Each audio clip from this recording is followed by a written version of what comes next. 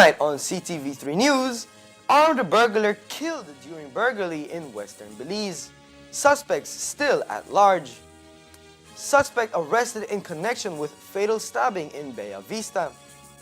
Belize eyes U.S. legislation as BPO sector remains resilient amid ongoing monitoring. And Belize City e-bus system modernizes public transit. These are some of the stories we have for you tonight in our newscast for Thursday, August 14th, 2025.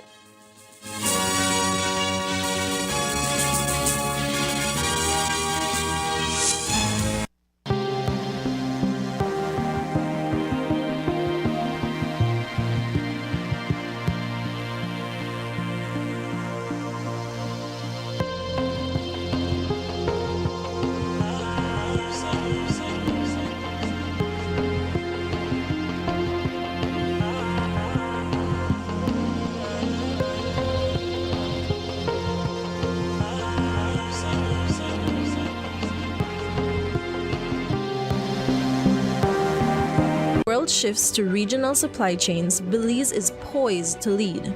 This is where blue innovation meets green ambition, and orange creativity thrives.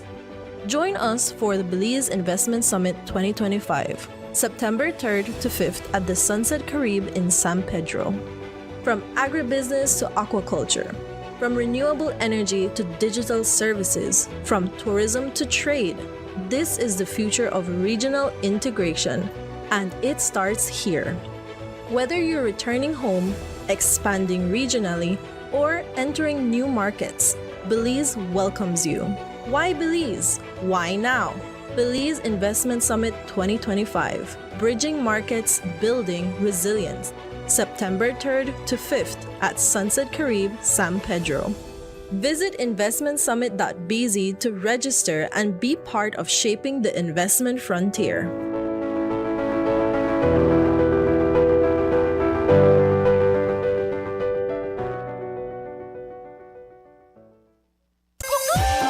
Josetún presenta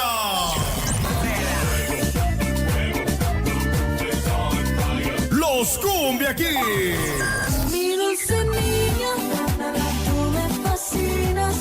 Los Cumbia Kings en concierto.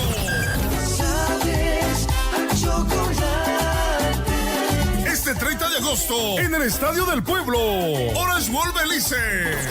Los Cumbia Kings en vivo.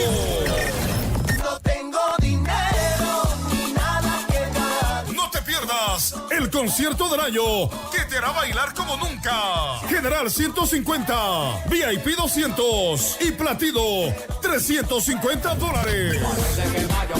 Boletos a la venta en la aplicación QuiPass, disponible en Android y iPhone. También con Mechas, gracias al patrocinio de BTV, Mechas, la aplicación Express Plus, Cuellos, Instituto Nacional de Cultura e Historia, Lock and Loaded, Mark Production, Quick Pass, Lighthouse.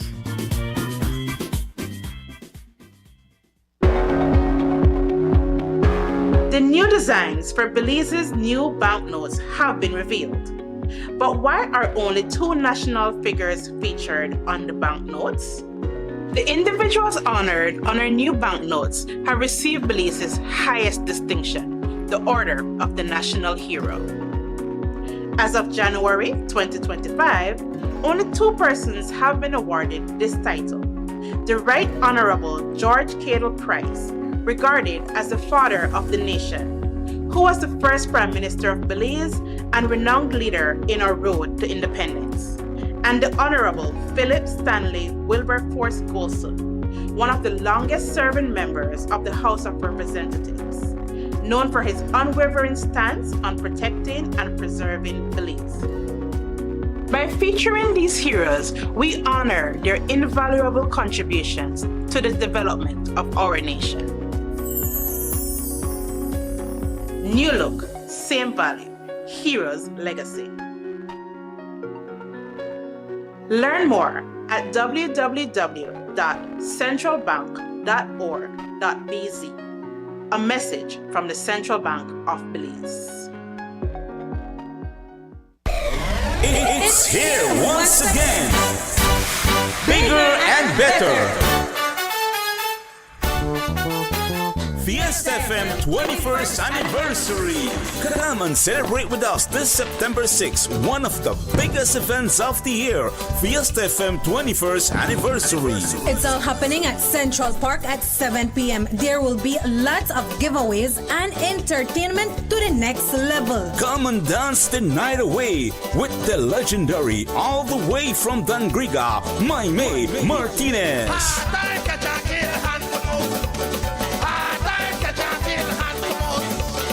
Alongside the mighty Super Furia Band.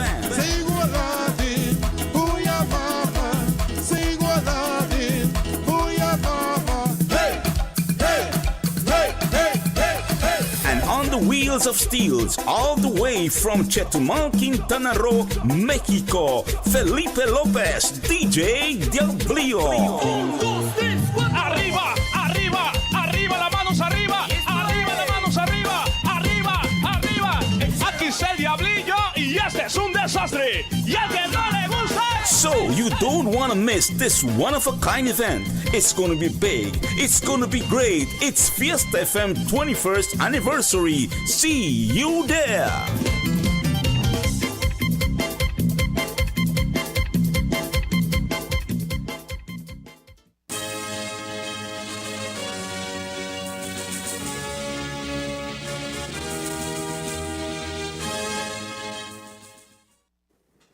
Good evening. With your newscast, also simulcast on Fiesta FM 106.7, I am Jaden Gamis.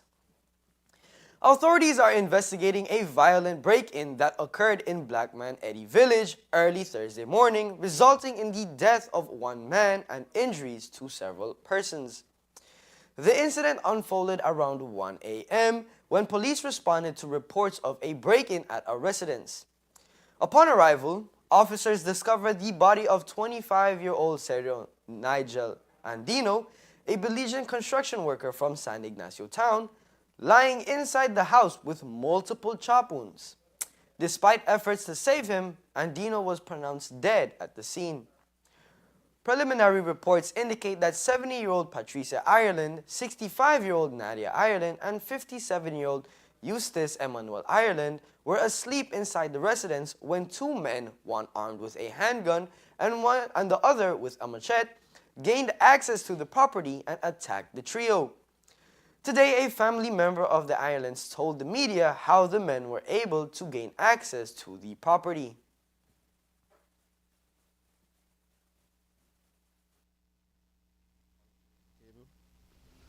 Apparently that didn't work. So underneath the house there was a small stop ladder which they put to a window that was partially open.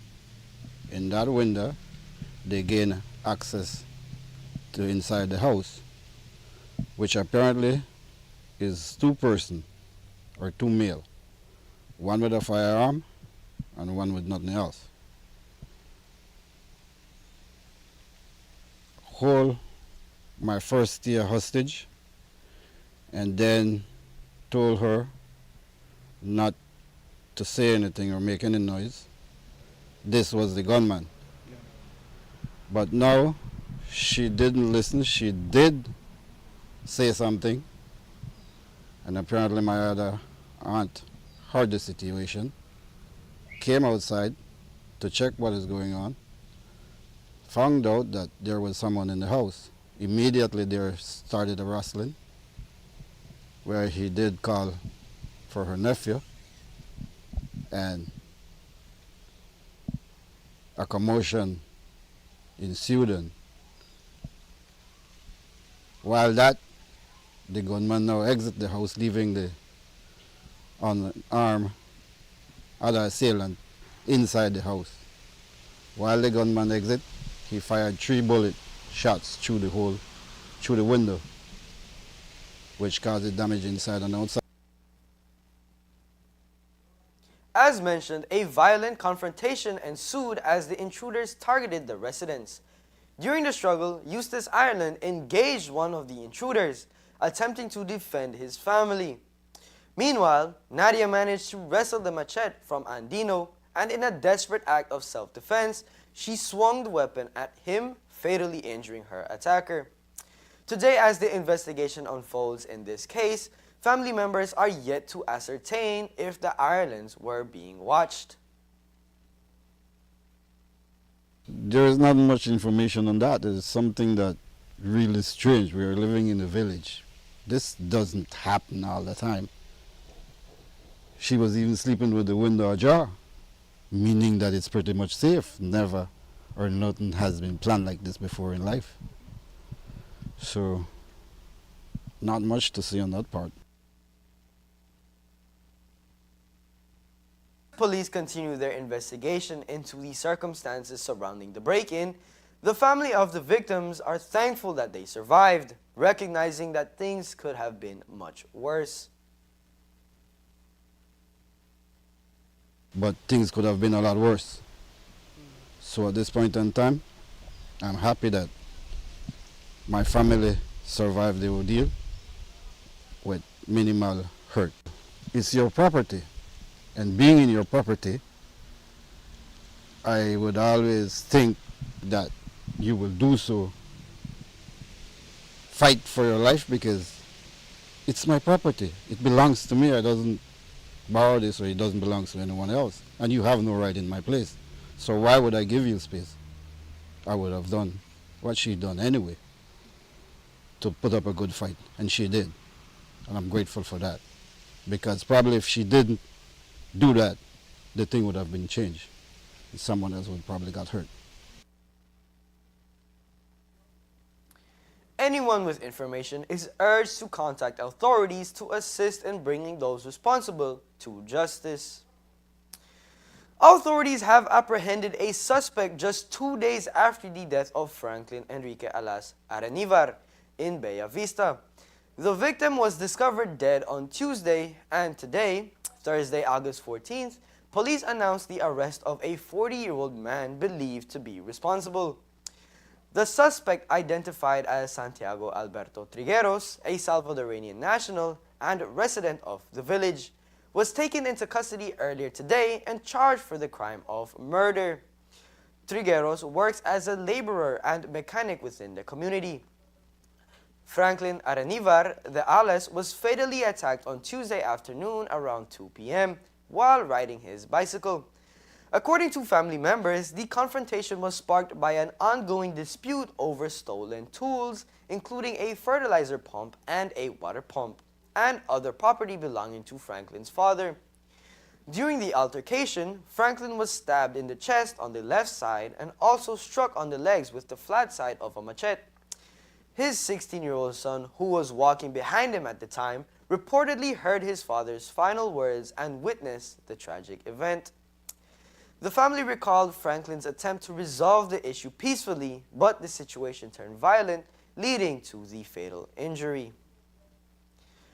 On Wednesday, you heard from leaders within the BPO sector here in Belize who say that they are not concerned at this time about possible impacts of the Keep BPOs in America Act, legislation which is aimed at restricting the outsourcing of business process operations overseas. Today, however, Minister of Foreign Affairs, Honorable Francis Fonseca, in speaking on the matter, said Belize must be prepared for any eventuality. While Fonseca noted that the proposed bill does not currently pose a direct threat to Belize's outsourcing sector, he stressed the importance of remaining alert.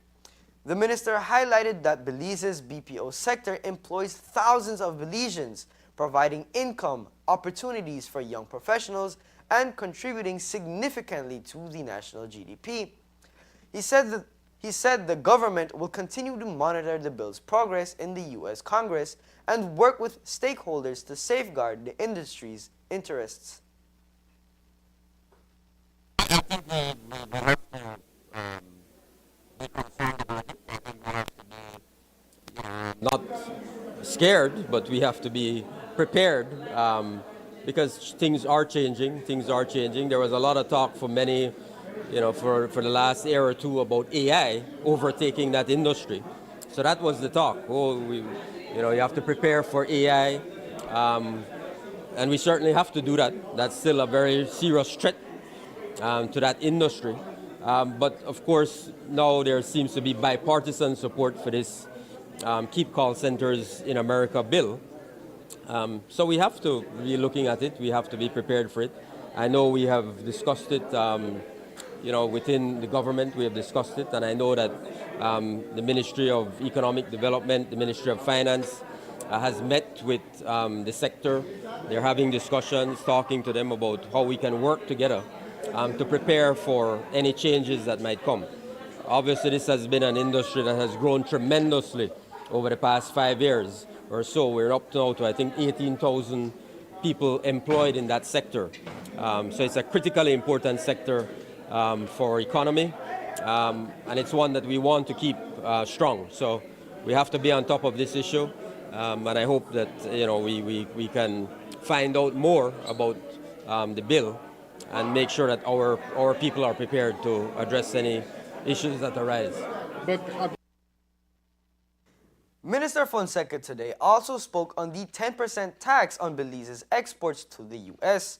While this imposition was made across the board, Minister Fonseca says the government is looking at the possible impacts of Belizean exports, including sugar. The 10% is in effect. So that's something that we've been working on for a long time with the private sector, engaged with. So, as you rightly pointed out, it's a across the board 10% tariff. We are concerned here in Belize about peppers, pepper sauces, rum, and of course sugar. We're always concerned about sugar. But again, we're working with them, talking to them, and especially through CARICOM. We're still trying to get the CBI waiver. CARICOM is working very effectively and aggressively on that issue. That looks very promising. So, we feel, good about where we are on that issue. Coming up next, BSI/ASR signs environmental compliance plan reinforcing commitment to sustainable sugar industry in Belize. Stay tuned.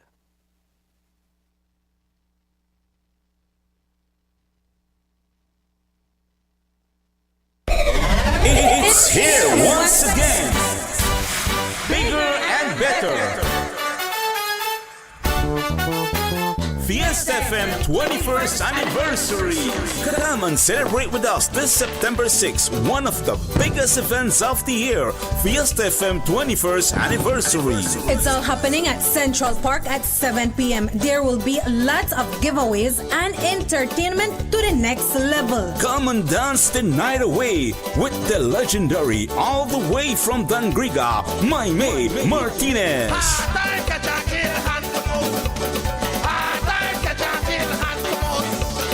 Alongside the mighty Super Furia Band.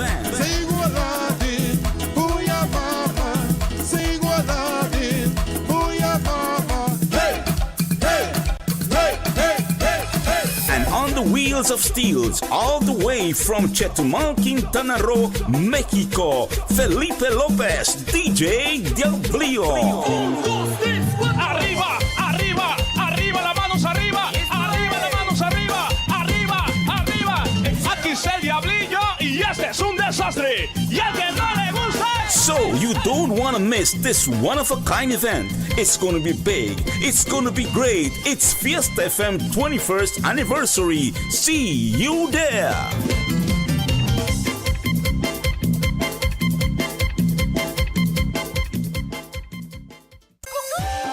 Josetón presenta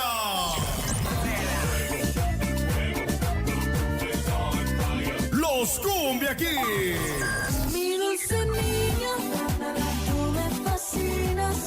Los Cumbia Kings en concierto.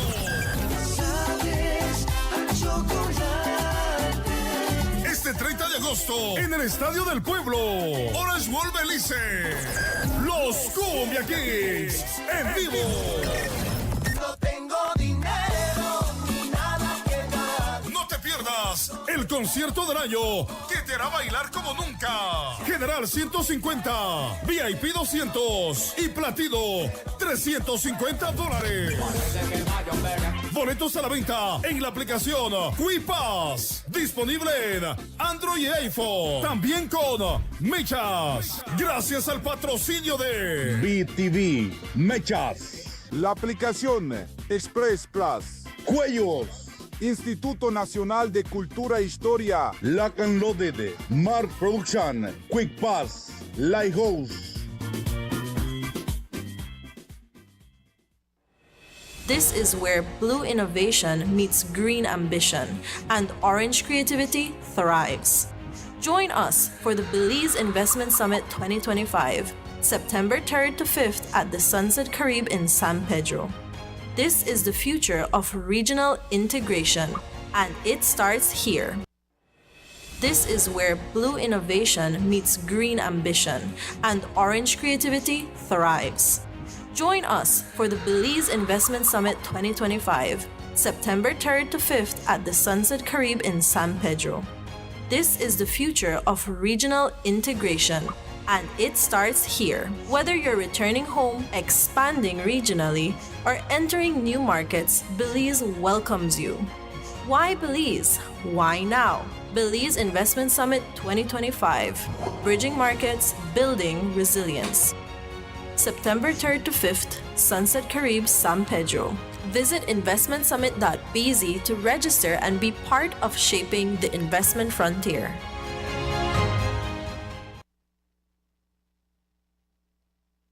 After 2 years of negotiations with the Department of the Environment, DOE, the BSI/ASR today signed its second Environmental Compliance Plan, ECP, at the Tower Hill Mill here in Orange Walk Town, a milestone which reaffirms the company's long-term commitment to environmental stewardship. The new 5-year agreement outlines measures to ensure the mill continues operating within optimal environmental parameters, building on the progress achieved under its first ECP signed in 2016. That initial plan saw the implementation of major projects, including an air clarification system and cooling towers, aimed at reducing emissions and improving operational efficiency.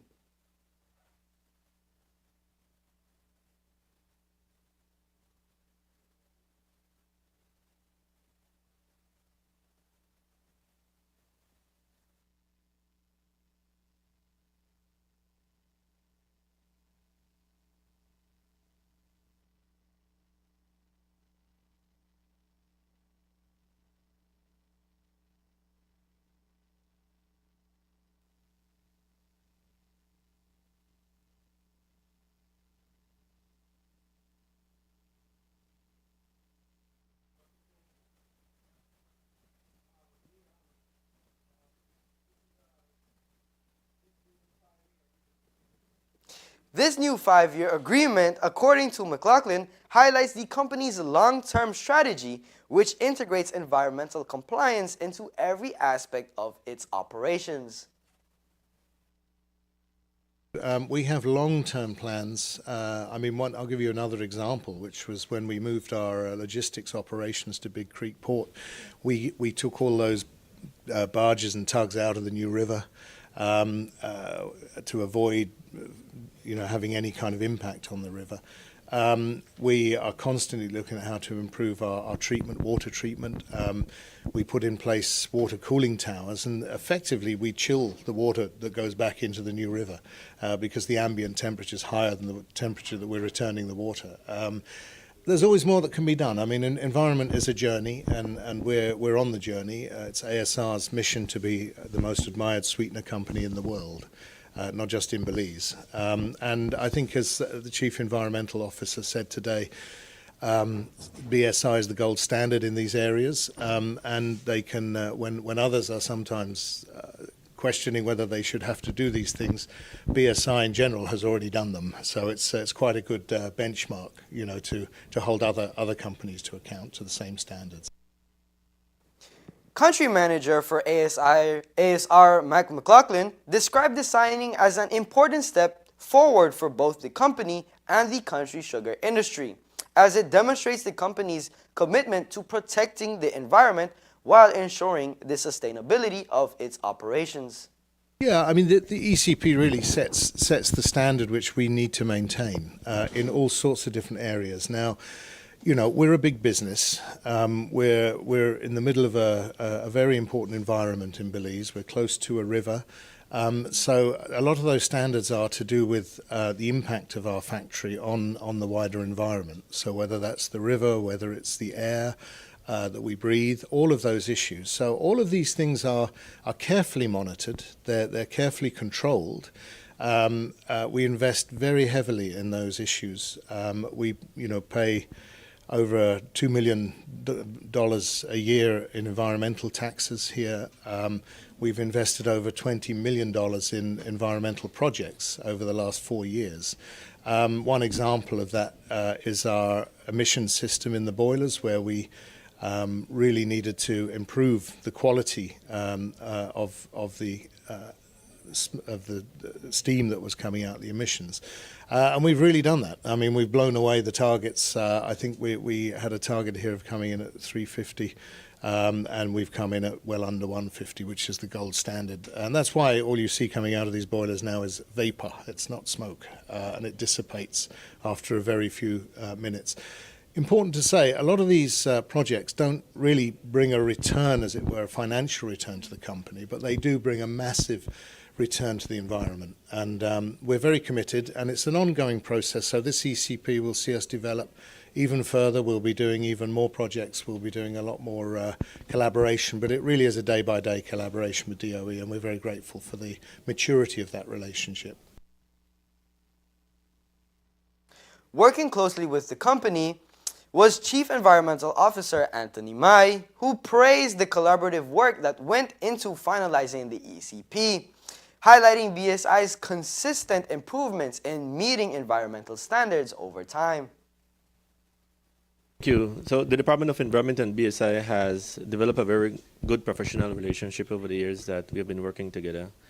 The goal of the relationship, obviously, is to ensure that the operations at BSI is done in the most environmentally sound and sustainable way possible.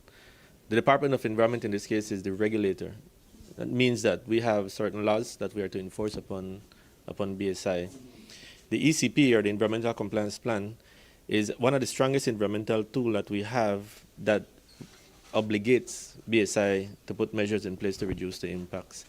And again, not adhering to any conditions of the ECP is a violation under the law.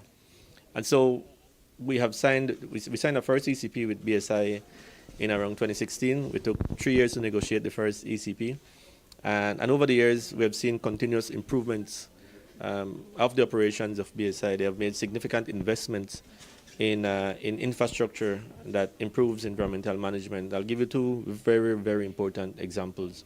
One is that they have invested in a very modern air emission control system. That means that the smoke that is emitted from the processing of sugarcane is now very clean. It's cleaner than what it was before, and it meets our national standards, which is important. The next big project that we worked along with them is they installed a cooling tower to reduce the temperature of the wastewater that would normally go into the new river. And so that has been placed for a few years now, and we're seeing improvement to the environment in relation to some of these big projects that they have put in place. Now, the environment is very dynamic, and we expect that with all improvements at BSI, and this is just two examples of many improvements that they've done, but the environment operates in such a way that it takes a while before it readjusts to the new realities in terms of what is being put into it. And so we expect that into the future, the environment around Orange Rock, in terms of whatever impacts BSI would have been having on it, would be improved over time. The newly signed plan, according to Mai, not only ensures compliance for current operations, but also accommodates future expansion, including the company's export operations via Big Creek Port and the plans to increase cane field acreage. So the first ECP really set a very good foundation in place, and BSI has met the obligations of that ECP. Again, the company is growing. The company began to operate out of Big Creek, down south, near Independence Village. And so this new ECP incorporates the activity that they're doing there. So now the ECP don't only cover the operations here and Libertad, but also at Big Creek, which is important because Big Creek and the area around where BSI operates is along the coastline, which is a bit more sensitive. And so we have to ensure that the conditions of the ECP for that particular area is very strong, and there are good restrictions in place and conditions, guidelines. One of the big things from this ECP also is that as BSI expands its operation, we know that there is a need for more kind of sugarcane fields and the irrigation that goes along with that. And so we have considered some of the new plans that BSI has in place to improve the operations that they do from that angle. And then also ensuring that we kind of close the gap for some of the issues that we have had in place over the years with regards to the effluent treatment system. So the ECP has about 53 conditions. And one of the biggest contention and debate and negotiation was in relation to the wastewater treatment system and what did you envision for it to transition into over the years. No? And so this ECP is a bit more strict than that condition before. And so those are some of the new stuff that we included into this ECP. At the forefront of the operations for BSI, Environmental Manager Sadie Lienes acknowledged that the process was challenging, but said it reflects the company's determination to achieve compliance across all areas. It's a process that started 2 years ago. We went through an intense negotiation process. It meant a lot of work, with the DOE and our team, but thankfully we have reached this point. It's very instrumental, for us to reach to an agreement, and actually it paves a way forward for us. It sets the stage for what, we have to comply with in the coming years. Minister Dr. Osman Martinez, who is responsible for the sugar industry, was present at today's signing.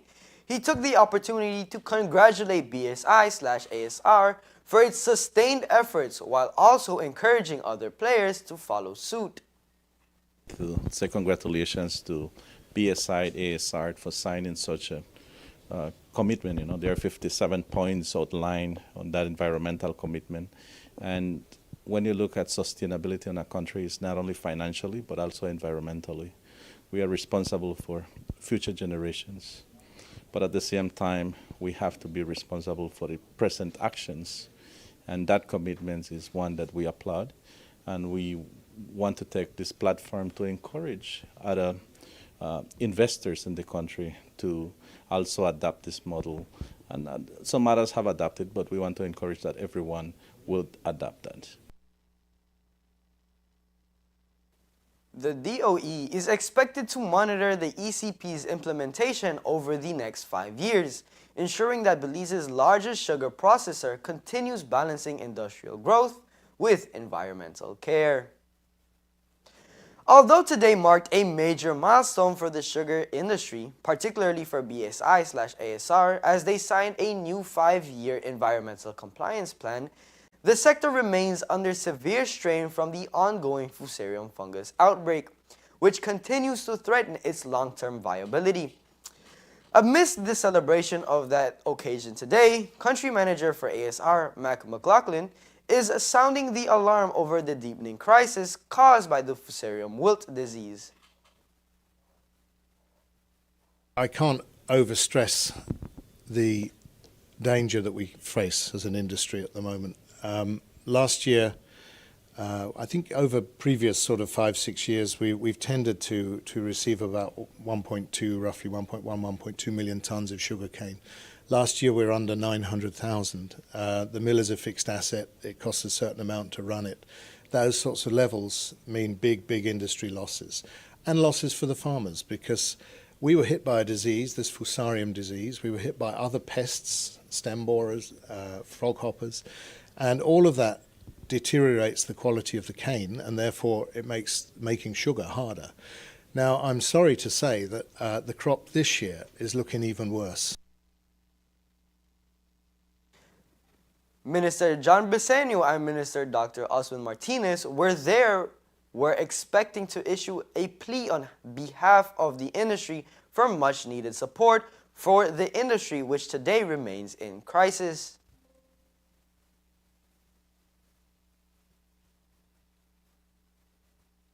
We will be coming to the government and asking on behalf of the industry and all the cane farmers for direct and immediate assistance to try and arrest the issues we're seeing, particularly with fusarium at the moment, because this could have a decimating impact on the next crop. And this industry simply can't afford it. It just cannot afford it. The farmers can't, the mill can't. So I know how important, we all know how important this industry is to the whole of Belize, not just the north of Belize. The kind of foreign currency that we bring into the country, the investments we make, the employment we employ, 670 people in this sugar mill.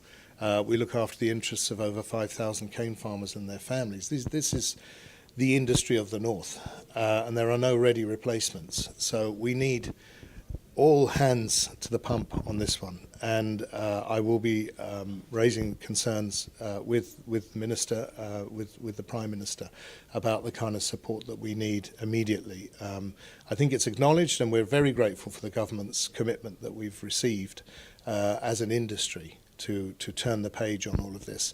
It's going to take a little while. Agriculture takes a while, but I believe everyone's pushing in the right direction right now, and that's the most important thing. If the industry is to survive and have hopes of recovery, McLaughlin says the response requires all hands on deck.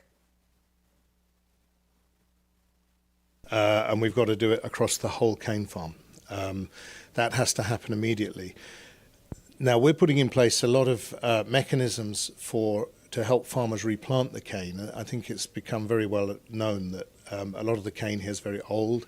It needs to be replanted. We have put in place our agro credit facility through service provision. Farmers are taking advantage of that. I'm aware the government have put money into the Development Finance Corporation to enable them to on loan to farmers and alleviate some of the indebtedness. We have commitments also, I believe, on ensuring that road maintenance is prepared for the next crop. In the mill, we're doing what we always do. We're putting a huge amount of effort. We've got $9 million US dollar investment in the off-crop season to repair this mill, get it ready. And, we're going to have this mill ready. It will be in a good position. What we really have to focus on is the cane productivity and quality, and we've got to do that quick. We're here to help. We are a sugar company, we're a global sugar company. We know what we need to do. We need the cooperation of all the farmers and of the government in order to have a partnership that sees us through to success. We've got a lot of cane land, we've got a great grade A mill, we've got excellent logistics, and we've got a fantastic market in the CARICOM. All the pieces of the jigsaw are there. We just need the cooperation, the partnership, and the support in order to do the right things and make this the kind of industry we know it can be. As for the government, Minister Martinez likened the crisis to the pandemic's impact on public health, highlighting that his government recognizes the magnitude of the problem and are working to secure funding to inject much-needed cash flow to help the industry rebound. And the Prime Minister, during the 2025-2026 debate at the Parliament, he declared it as a crisis. In addition, when we look at the fusarium, it's the COVID of the sugar industry. Hence, we have to put all hands on decks.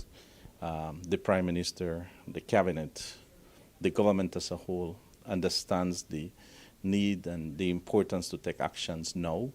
I'm happy to report that we have managed to secure $7 million Belize dollars through DFC at 6% interest rate, 7% repayment period, so that the farmers can buy their debt, or the DFC will purchase their debt. One of the crises that the industry also have is cash flow because of the high indebtedness of the farmers. And so we are hoping that with this $7 million that we have, it can assist to help with the cash flow, but also for farmers who want to invest with the to apply or to help to control with the fusarium and to purchase the necessary fungicides that are needed. The government has also pledged to continue engaging with industry stakeholders while seeking financial support from local and international partners. It will be handed over to CIRDI at the end of this month. There is a $4 million from CRISAP, which is yet $1 million from the World Bank, which now are in the process to be handed over to CIRDI, and that should be able to help us. There is a $500,000 that came from the Ministry of Finance to the Ministry of Agriculture and CIRDI that has been helping with a pilot test to see if the applications that they're applying, if that will be efficient and if it will work. I understand that that pilot phase is about to be completed, so we are to do an analysis. I understand that the industry will need an additional $2.5 million Belize dollars. We are actually going to have a meeting with PM shortly, and we will do all our best to see how we can assist on it. But it's not only a crisis, it's the COVID-19 in the cane industry. The Belize City Council's innovative e-bus initiative has successfully transported more than 180,000 passengers within just over 12 months, marking a significant milestone in the city's public transportation development. Building on this success, authorities are now set to enhance the system with the introduction of a cashless payment solution. The new public transport ridership card, powered by DigiWallet, a division of Belize Telemedia Limited, will allow commuters to load funds onto their cards at various authorized vendors and directly through telemedia outlets. This move aims to replace traditional cash transactions, enabling passengers to pay fares without relying on coins or bills. This initiative is part of an ongoing pilot program supported by funding from the European Union and the United Nations Development Program, the UNDP, reflecting on a collaborative effort to modernize the country's public transport infrastructure and promote environmentally friendly urban growth. The data that is being gathered from this pilot is going to be important as we build out within Belize City first, and then of course across the country. We're in 2025. The technology that you're seeing here that's being launched is not new across the world. You go to many other countries and this technology is already being used. So we're very pleased that now we're able to have a pilot that is showing the benefits, the significant benefits of the convenience for people getting on the bus. It's a quick tap and you get on. Then also for the collection of funds, the overall system will allow to ensure that the funds that are being paid goes directly to the account of the operator. So all of these things together improve the overall transport system, the experience, especially to the commuters. And so we're very pleased that this is occurring today. Inter-district e-buses will commence their runs in a couple of weeks, and one of them will head north. So there was a process that was followed where operators were invited to present proposals on how they could use the buses, and there's a revenue sharing formula. That process was done very transparently with the UNDP as part of the process, and then a company now that was selected now is informed about them winning that process, and then they go out. We'll be looking at buses traveling from the west to Belize City and from Belize City to the north. Okay, so those are the two routes that will be serviced by 3 electric buses. These are the larger intercity buses now that you will be seeing on the roads. You had mentioned about cashless payment. Would it be similar to what's introduced here? Yes, and so we of course will have to have additional features because now you're talking about multiple stops along the way, and those are the things that we will be working with DigiWallet to make sure that we have those things in place, that we are able to serve the commuters along the road. According to the Minister of Transport, Dr. Honorable Louise Abane, pilot projects such as the e-bus initiative will assist in the transitioning of a national bus company. As you know, we have been discussing quite a bit across the nation about the consolidation of our national highway bus transportation system operators. The majority have gotten on board, no pun intended, with this program of having a public-private partnership in place between the government and the operators. So we have over 65% of them who have agreed to be a part of that. And one of the things that will allow us to do is to incorporate these types of innovations. So this is one example. Other examples would include things like our scheduling system, so that we're having buses where they're needed at the right time across the entire country of Belize. So all of those innovations can be put into effect when you have a better consolidated managed bus company, and all the information we're getting from these pilots are helping us to be able to advance that vision. We have 31 operators who comprise the highway system. You have many other operators who are village operators. They're not a part of the work we're doing right now. And certainly then you have the bus, the school bus sector as well. In terms of those who have gone on, we have shared with the media already the listing. We have the bigger bus companies, for example, James, Westline. We have other bus lines like Floralia, Silvas. There's a whole list. We can provide that to you. And we are very, very pleased that these operators have come together and have seen the significant benefits to themselves as operators, but also especially to our commuters. Because at the end of the day, it is our commuters who have been suffering for decades with very poor transportation, with buses that are breaking down on the road, with buses that are not reliable, issues at the terminals.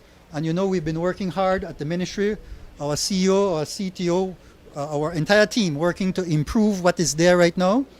But the consolidation model affords us an opportunity for economies of scale so that costs can be reduced.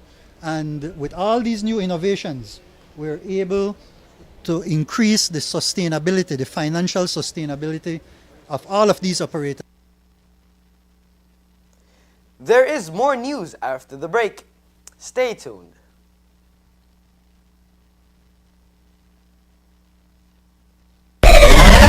It's here once again. Bigger and better.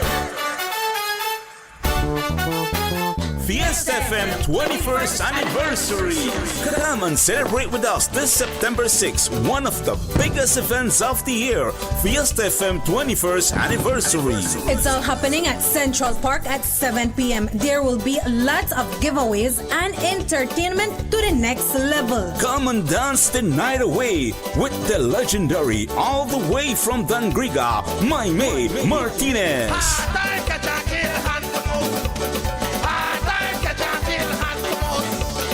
Alongside the mighty Super Furia Band.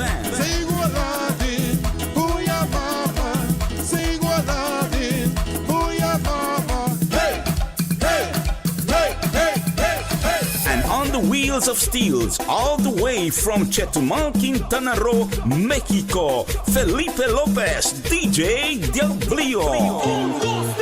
Arriba, arriba, arriba, las manos arriba, arriba, las manos arriba, arriba, arriba. Aquí está el Diablillo y este es un desastre. Y al que no le gusta. So you don't want to miss this one-of-a-kind event. It's going to be big. It's going to be great. It's Fiesta FM 21st anniversary. See you there.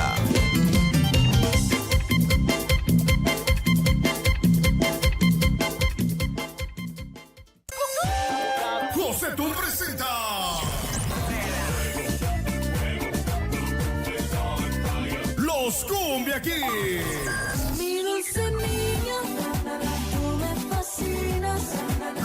Cumbia Kings en concierto.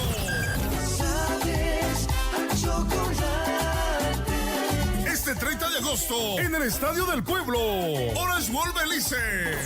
Los Cumbia Kings en vivo. No tengo dinero ni nada que dar. No te pierdas el concierto del año que te hará bailar como nunca. General 150, VIP 200 y Platino $350. Boletos a la venta en la aplicación Quipass, disponible en Android y iPhone. También con Mechas, gracias al patrocinio de BTV, Mechas, La aplicación Express Plus, Cuellos, Instituto Nacional de Cultura e Historia, Lock and Loaded, Mark Production, Quick Pass, Lighthouse. This is where blue innovation meets green ambition and orange creativity thrives. Join us for the Belize Investment Summit 2025, September 3rd to 5th at the Sunset Caribe in San Pedro. This is the future of regional integration, and it starts here. Whether you're returning home, expanding regionally, or entering new markets, Belize welcomes you. Why Belize? Why now? Belize Investment Summit 2025. Bridging markets, building resilience. September 3rd to 5th, Sunset Caribe, San Pedro. Visit investmentsummit.bz to register and be part of shaping the investment frontier.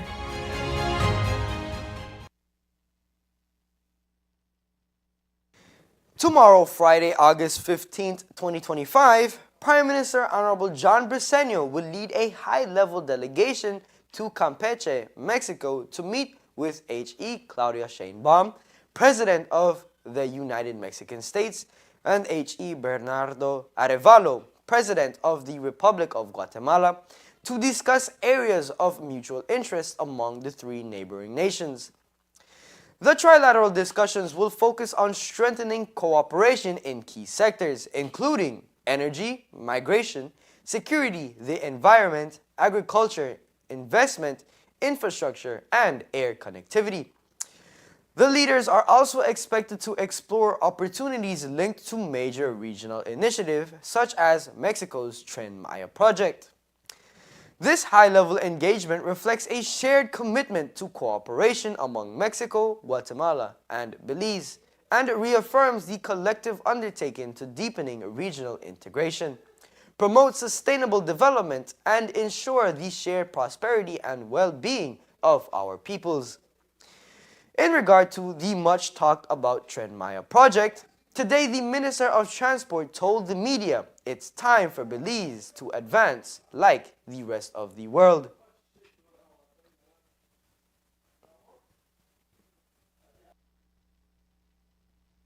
No, I think it's a no-brainer, right? I know our Prime Minister has been pushing very hard. He worked with the previous President of Mexico and now with the present President of Mexico. They have invested billions of dollars in that Tren Maya for this southeastern part of Mexico, coming right up to our border, right? And they have, of course, interests in moving through towards Guatemala. This is 2025, I repeat. These are things that we, working with a neighboring country that has been a friendly, supporting partner for many decades. It is a no-brainer that we should do all that we can to work with them to see if that dream can be realized here in Belize. Belize celebrated 50 years of Carnival today as Honorable Francis Fonseca, Minister of Culture and Chairman of the National Celebrations Commission, NCC, attended festivities at the Bliss Center for the Performing Arts.